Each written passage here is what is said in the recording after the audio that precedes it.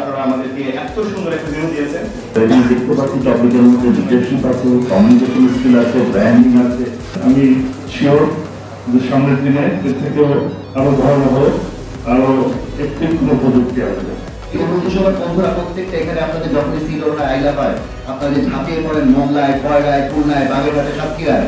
এই কাজে তো আপনি সবাইকে পাবেন না, বন্ধুসভার বন্ধুদেরকেই পাবেন।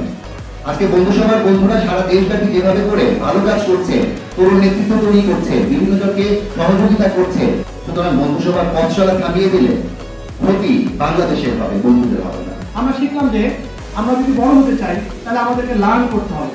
কিভাবে লার্ন করতে হবে? লার্নিং এর কতটা সিস্টেম আমরা শিখলাম।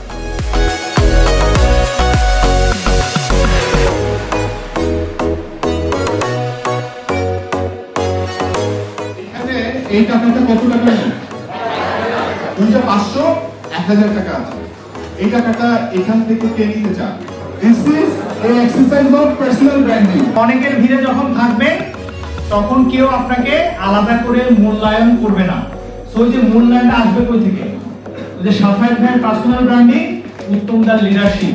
আমরা একটা স্যারের লেকচার দেখেছি, দেখুন এরপরে র্যান্ডমলি বিভিন্ন লেকচার আপনার সামনে আসছে। আপনি কোনো মোটিভেশনাল ভিডিও দেখেছেন, দেখবেন যে তারপরে মোটিভেশনাল ভিডিওগুলো আসতে থাকে। So that's the power of AI.